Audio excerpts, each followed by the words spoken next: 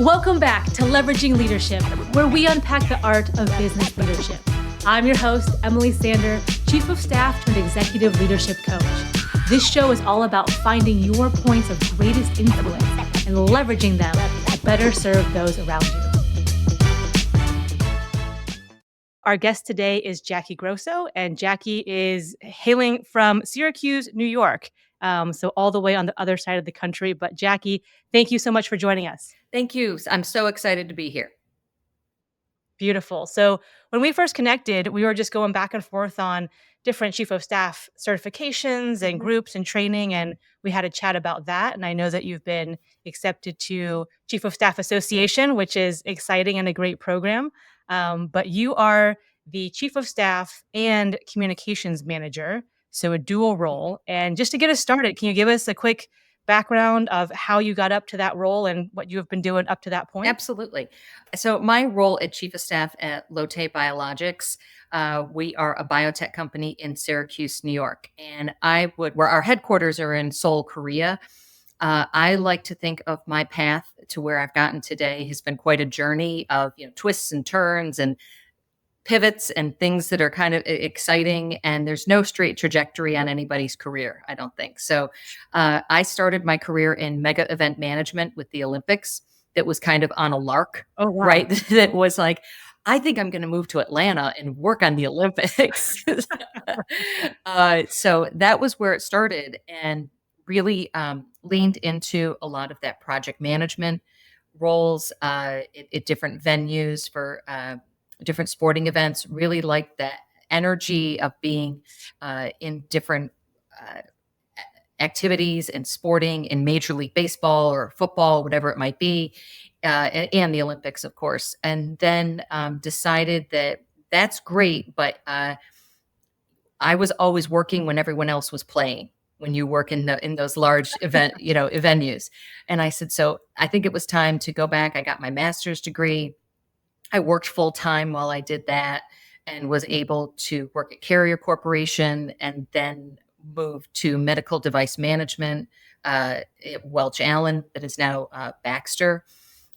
So really kind of pivoting, but always staying in that communications, special event, corporate communications roles. I leaned into a lot of the operations management with different ways to be able to open up doors in different facilities around the world. Moving over, I went to Syracuse University, which was a huge jump to go from for-profit to not-for-profit. But I really loved being at a large major research institution. I think that working with students, you get to do a bit of everything. And I worked in strategic communications there, a lot of strategic initiatives. Syracuse University is large enough that it's basically like you're running a city. There's 25,000 students, so anything can happen at any given time. And then most recently pivoted over to Biotech after a long career at Syracuse, and moved over to Chief of Staff at Lotte Biologics, which we're really like a startup, right? So it's kind of all over the place, but we're really like a startup, and you're getting to do a little bit of everything. What's their mission, and what's your objective as a company you're trying to achieve? Sure. So Lotte Biologics is a division of Lotte Corporation, which is based in Korea.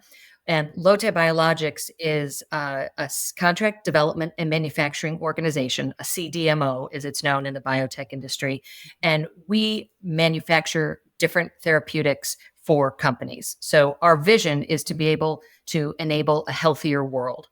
And essentially what we can do is take a recipe for a drug or a therapeutic and be able to manufacture it for a different company. There's a lot of reasons why large pharmaceutical companies want to have a CDMO, and being that we're based in the United States and we're FDA approved, as well as approved by 62 other regulatory agencies, it's a good partnership for them to have as they work on development and manufacturing of different drugs and pharmaceuticals.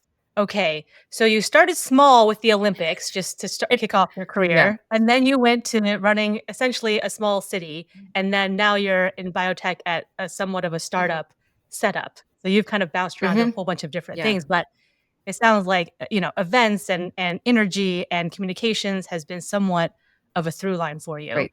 So, can you just give us a glimpse of like your first 90 days or maybe even your first year in your chief of staff role? What was that like for you? Sure. So I think, I like to, one of the things I said in my job interview was I'm very comfortable when things are messy and like that big bowl of spaghetti. And then let's take it apart and rebuild it. And what works doesn't work.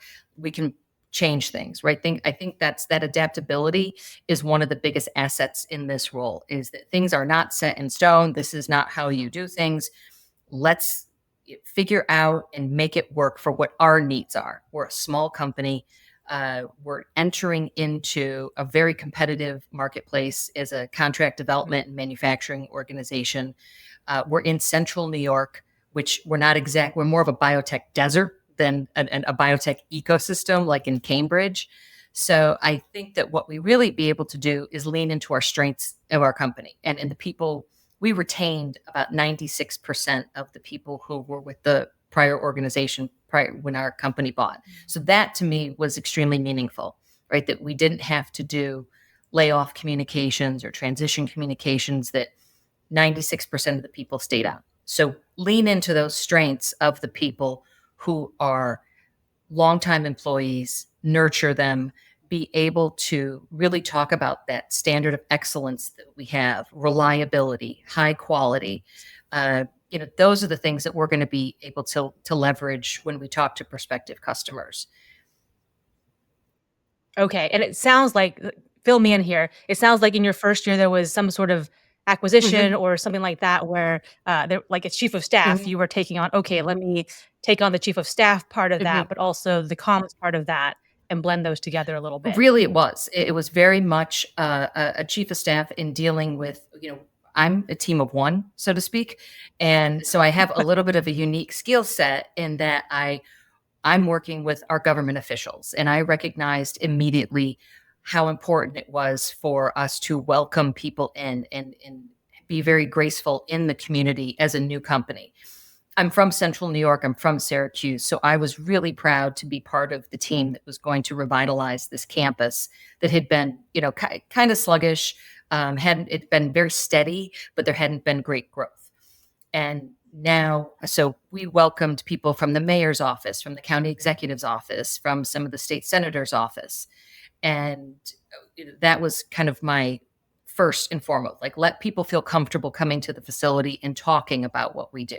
Because I was also learning about biotech and what we did, right? Putting your AP bio to work every day. So, so that was fun.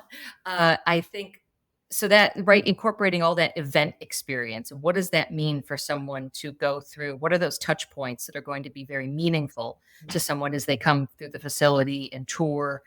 How do we work with? We have a lot in Central New York of R1 research institutions for academics, right? So leveraging all my experience working in higher education with how do we leverage those relationships and make sure that we're working with the right faculty to get the right interns, to get the right, keep the talent that we can in Central New York. And then also working with our, just our general community. Where does it make the most sense for us to leverage relationships for volunteerism and the spirit of the community? And so we work closely with Central New York Make-A-Wish. We have a lot of volunteer activities with them. We have a great science and technology museum here, right? We want to inspire the next generation of researchers and scientists. So that would kind of be my three-legged approach to how I looked at the role. And so it seems like that you're a power team of one, which I love. A lot of chiefs of staff will resonate with Yeah. that. And then it sounds like you're spearheading everything on the ground, like in that Mhm. local area.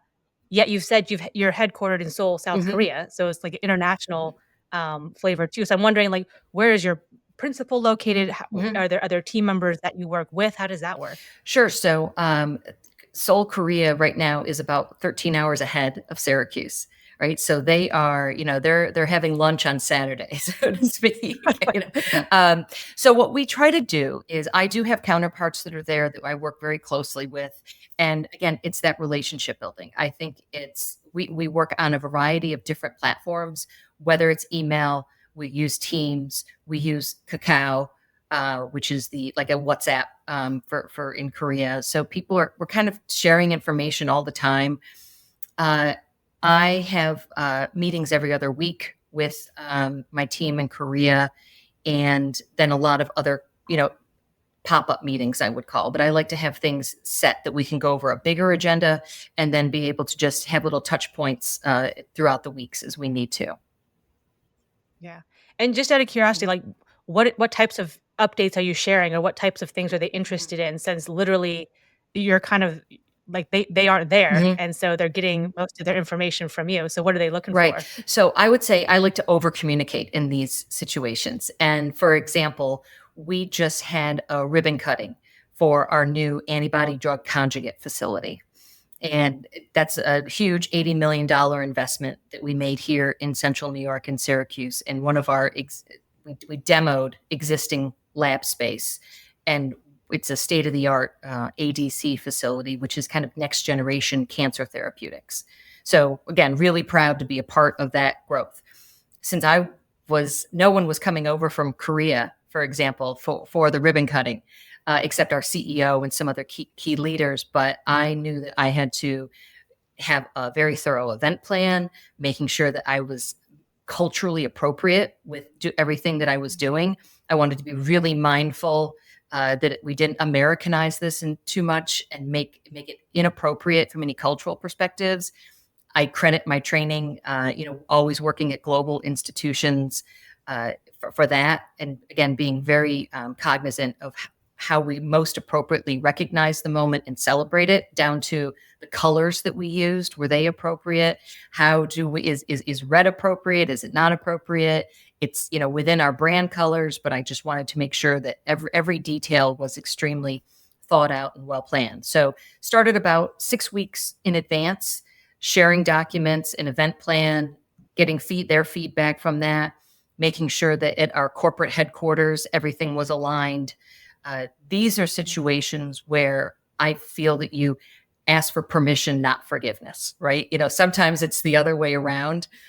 Right. But in this instance, I wanted to be extremely respectful of our CEO and our chairman, who were going to be coming for the event, and very delicate and sensitive matters handled appropriately. So I think that's another gift that I've kind of gotten along the way with working with different leaders.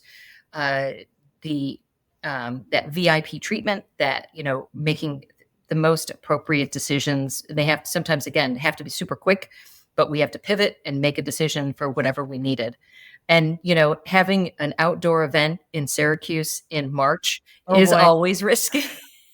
So Cross your fingers. it was Yes. I had my backup to my backup, right? I always like to say with event management, you have to have your doomsday scenario, right? We've had quite a winter here with a lot of snow.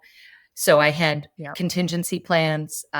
Fortunately, we ended up with a glorious spring day, and everything went off just without a hitch. But I was super excited that we didn't have to go to the plan B, as I already Yeah. Or C or D, yeah, yeah, ribbon or mhm, especially mhm, landing. absolutely. And it's the devil's really in the details with those events, particularly I think to instill confidence in a CEO. I wanted him to walk in. We really did a very brief run through. I had to run a show. Here's how this is going to work.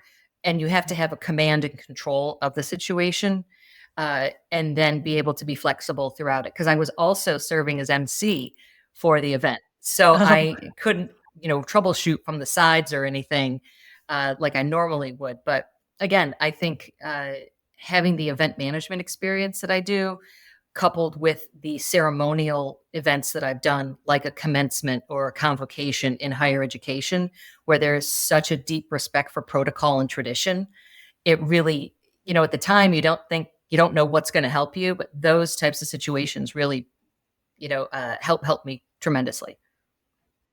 it's a perfect blend, it Yeah. sounds like. And I'm curious, was this like a once like a year type of event, or are you doing multiple events like this a year? This was the first event that I've done at this scale on our Syracuse Bio campus.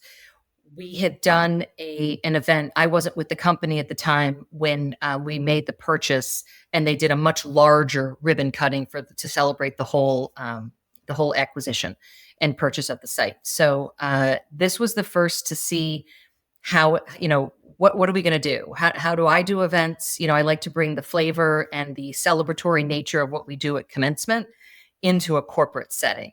So we did have, I had to have my live music. I made sure that there was a trumpeter and a keyboardist, and really just leaning into understanding the remarks. I helped people draft their remarks. I helped, do the run of show. I wanted things to be very tight. I knew that our CEO and leadership had a very tight schedule. They were only in Syracuse for a very short amount of time. And then they also wanted to tour our labs and see the facility. And it's a situation where you have to gown up, right? So you're in Tyvek suits, zip up with, hair nets and beard coverings if appropriate, and gloves. So you have to allow for all that time, right? How long is this going to take? All right, we've got this amount of time. So that, the preparation is really key. But I think that if you plan it well, things tend to go about as well as you can hope for in those instances. And working with a great team on site, from security to EHS and everybody that I had here, you have to really know how to dot connect to get everything done. Yeah, and then after effort is done, like, everyone breathes a huge sigh of relief where it's like, "Oh, it went off without a hitch. It went really well." Yeah. That's amazing. So I'm curious, so your focus is mostly in your geographic location, it Mm-hmm. sounds like, but are you doing other things with other events or, team meetings at the international level Mm-hmm. or with other team members? Or is it for you, is it mostly, "My job is to make sure we have a presence here in this, central New York area and really get our footprint there?" Mhm. Yeah, I like to think that we're local but global. So I'm very focused. Syracuse is the only site in Central New York that we have. Uh, but I have also traveled to Europe to meet with prospective customers. We have several international trade shows.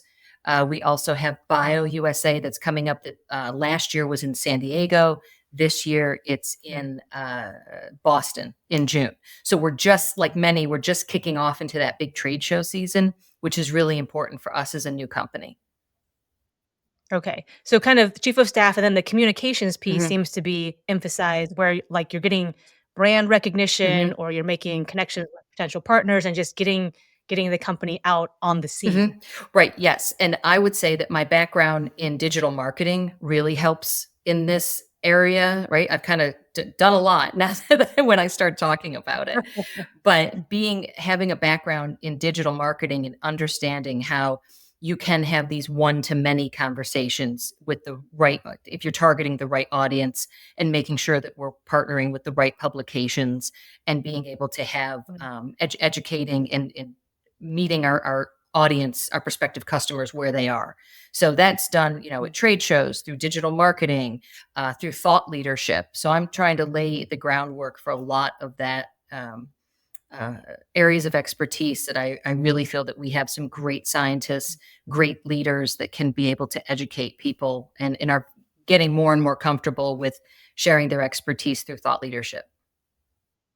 And how does that work? So I'm thinking like scientists who are perhaps deep in their Mhm. field and very technical and then trying to get that message out so perhaps non-technical audiences can Right. understand that. Is there a bit of translation just with like the deep subject matter expertise to a general population? Yes. And I would say, I think that as a writer, you have to be able to really understand a lot of topics, right? You don't need to be a deep expert in everything, but you need to have a little bit of knowledge about a lot.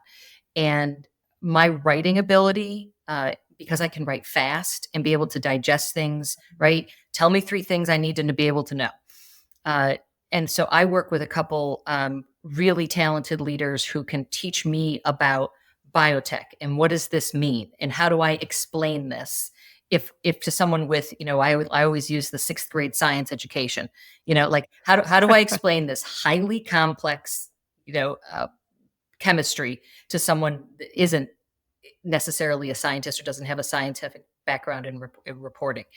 So if I can do that, then I think that a lot of other people can do it. And yeah, I try to, storytelling, extremely important, right? That these are relatable topics that I don't think there's anyone right now, unfortunately, who hasn't been touched by cancer, whether themselves or in Yeah. their family. And what's very meaningful and inspiring to me is that we can work with different pharmaceutical companies to bring different therapeutics to the marketplace to help treat and extend people's lives. Right. So that's a very relatable story to people. Like, there's no bad news there. Right. This is all next generation manufacturing that's happening. 1,000%. Mhm. Yeah, I mean, it's a personal story for nearly everyone. Mhm. Um, was that a challenge though when you first got there? Were people used to saying, "Okay, I have to be able to get that information out in a different way"? Were you helping them learn how to do that, or was that just like, "No, we're happy to tell our story, and we need someone to be able to package that up and deliver it Mhm. out to a different audience, but we're more than happy to tell our story." I think, it was a little bit of a mix. There had not been a chief of staff in my role on site, Huh. right? So that was new, and I was new to the company, and to a lot of very senior and tenured individuals who'd been here. I didn't have a science background, and I didn't. I think that everything had kind of been handled what they called above site.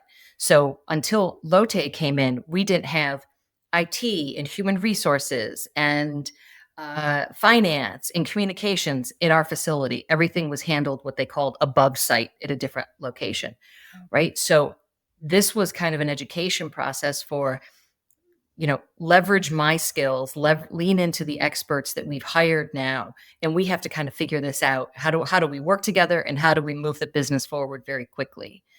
Um, Yeah. so I think that was, people are willing. I just have to give them the confidence to, this is how we post things on LinkedIn.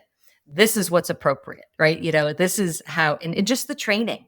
I think biotech and pharma in general is a very conservative industry where there's a lot of you know proprietary information that you can't share. So I think we just have to kind of look and see, well, what can we share? What good news can we share? How do we talk about ourselves in a way that's relatable and positive, and demonstrating our reliability for customers and the quality. So we can do that in a way that isn't, we're not, you know, completely sharing any company secrets or talking about our clients in a way that would be inappropriate, but we can talk about the good work that we're doing on our site. So yeah, I think it's just being, it's the subtleties of communication that we can really work with people. And it seems like it was a very astute move by perhaps the CEO or some other leadership chairman to bring in people like yourself with the skill set that you had to complement the amazing Mhm. scientists and the different work you were doing at that deep level, but knowing that we're going to have this component or this layer as well to do what we want to do in the industry. So I'm wondering, like, when you came in, was that a intentional move to be able to do that? What was the motivation behind that? I like to think so. I think it's, in one of my former managers called me the secret weapon because, right, because I Ah, could kind of toggle between worlds. I can go from manufacturing to VIP. I can go hospitality. I can toggle in a lot of different roles, and I think that's really the key to being a successful chief of staff, is a bit of a chameleon that you can, morph into the situation that you're needed to be at. And that requires really good listening, uh, high degree of emotional intelligence, and really a deep sense of empathy for others. And those are the things that we're still learning, right? We're still getting our feet wet in so many different things, but what I always want to make sure that we do is put our best foot forward in anything we do, whether it's the ribbon cutting or we're welcoming guests to our facility, whatever it might be. I think it's just important that we don't make any missteps along the way, and that comes from just great teamwork, good listening, and great planning. Yeah. And speaking of teamwork, who else on the team are you interacting with the most? I know you mentioned kind of the regular calls and meetings and then kind of the pop-up meetings Mhm. and so forth, but I'm assuming like the CEO is one of your Mhm. main people you speak with, and then are there others where it's like, yeah, this person and I work pretty closely together on a regular Yeah, basis? I work a lot with our senior leadership team. And that's, everyone from facilities to director of manufacturing to Mhm. development. And I've learned a lot from them, particularly on, the science end of things and how do we talk about ourselves because they have such deep background in our manufacturing areas and they've been on site for so long. I work a lot with our human resources team because as we're standing up a lot of our own policies and ways of working. I think it's really important that we have communication with those with our employees as much as possible, and that's also setting up the systems and to get us where I think we need to be. I like to push ourselves outside of our comfort zone a little bit and think about how we can do things different, better, faster, cheaper. You know, uh, I think, but also what's interesting is we have to meet our employees where they are. So we have folks who are 24, we have folks who are 64. And those generational gaps, people want information in different ways, right? Some people are texting constantly, other people want that one-to-one communication. So it's Mhm. a matter of finding that delicate balance and encouraging people to move forward. I think, in go to social media, go to LinkedIn. It's okay to watch our YouTube channels. This is how it's okay to get information this way because this is we're talking about our brand and what we're doing. And a lot of times you're going to find out on social before your manager has the opportunity to tell you something. Yeah. And I remember I would always try to encourage our employees to like post on social about the company and Hmm. your experience. Like hopefully it's a good experience, but like those are the best brand ambassadors you can get sometimes. And so things like that where if you have engagement from staff in their own words, Hmm. not twisting their words for them, but that can be some of the best marketing you can have. Absolutely. From a recruiting, again, recruiting and retention, and I think using LinkedIn is one of the most powerful tools that's out there. With almost 1 billion people on LinkedIn around the world, and given that we're a global company, I'm a huge advocate for that. Right? I think using short form video, using your employees as and partnering with them as experts. Particularly, I think a lot of people are like, "No, I don't have anything to say," or this. I'm like, "Yes, you do. You're an expert in your Yeah. field. What are you reading? What do you think about certain situations that are going on? It's okay for you to post that on your LinkedIn channel. I think it's interesting when people have opinions, and it helps position us for our expertise and to leverage that expertise when you can lean into different articles and demonstrate that kind of thought leadership that we're really looking for. Yeah. So it sounds like many chiefs of staff, you're moving in and out of like event planning Mhm. and ribbon cutting and these big, massive peak events, and then like the internal employee engagement pieces and all the rest. Right. So Yes. if you're talking to a fellow chief of staff and you have some words of wisdom or any advice on like how to keep yourself organized and how to keep priorities Mhm. straight and like, okay, I have a finite amount of time and I have all these important things to do. Any advice you would pass on to fellow chiefs of staff? Gosh, I think one thing I wish I did better was I better at technology and really leaning into. So I like to really find good partners in every professional discipline on my campus. So I have my peeps, in IT, in HR, and I like to ask a lot of questions. Right? Like, how do I do this better? And I think that that's when you have enough um, awareness that you can lean into your technology and be comfortable in your own self, that you don't need to be the smartest person in the room, but you can leverage other people who are super smart.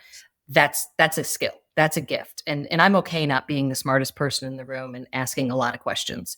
I think that I can toggle again between and build those relationships, and they know I can lean into them and they can lean into me when something is needed. And as you've been in this chief of staff role for a bit now, are you becoming the go-to person for your team members for anything? Yeah, funny that I think we're leaning a little bit into the environmental branding on our campus and all the refresh, right? So how does that look? What does that look like on our campus? How do we refresh and modernize our campus and lean into our corporate essence and what we would want our visual identity to be? And so I'm helping, we just got done picking out the paint colors for different rooms and the furnishings and how do we modernize our campus so that we look like a 21st century company and really uh, having those. I think people really want to take a place of pride in their workplace and being able to we're refreshing conference rooms and shared spaces and cafeterias and what does that mean and what does that look like, and especially as we recruit talent to come to Central New York, that's very important because a lot of times, they're coming from, really beautiful corporate headquarters or wherever it might be in bigger cities. And we can compete with that, but it's just a matter of making sure that we're using our ability to lean into our visual identity. So it's everything from, again, paint colors and fonts and the graphics that we're putting around our campus. And we just installed a huge 26-foot banner on the exterior of one of the buildings for the ribbon cutting. But it looks great and right, and people want that sense of pride when they come to work. I love that you said that because a lot of chiefs of staff don't think about that aspect, but yet people come to work every day. They want to be proud Mhm. of where they work. They want to be able to share this with their family and friends and say this is Mhm. this is where I work. This is what I get to do. And even just things like the conference rooms you Mhm. sit in or even the cubicles that you Mhm. sit in. If the colors are bright and inviting, you have a certain energy to it versus, you can imagine the dull Right. cubicles with kind of the rickety lights kind of creaking above them and all those things. So I love that you said that because chiefs of staff with teammates can help create that environment for staff and for the employees, and it makes so much of a difference. It really does. And I think the aesthetic of when, especially for younger, right, there's kind of a huge competitive race in a lot of higher education institutions, right? We see these college campuses Yeah.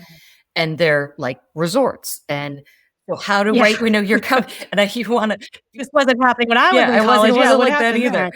But I think what's really great is you want the students who are coming out of there, most of them are going to go into labs if they're going into biotech, right? Mm. And but we just renovated a beautiful new lab and it's light and bright and airy. And I think that those types of things really impact your mood at work, your sentiment, how you feel about your sense of place.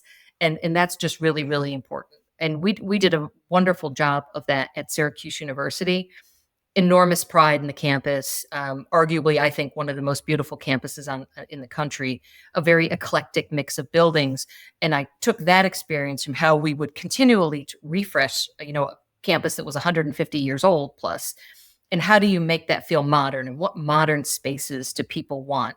People study and work so much more collaboratively than they used to, Mhm. that you have to be able to meet again the audience where they are, the younger employees. They want senses of community, and that I think really goes a long way with employee retention. Absolutely, yeah. You've said so much on meeting the audience where they're at externally and your clients and Mhm. going out to events and things like this, and then also meeting your audience internally, your employees, and especially the younger generation. So I Yeah. love that you've kind of got both those streams going on with your chief of staff role.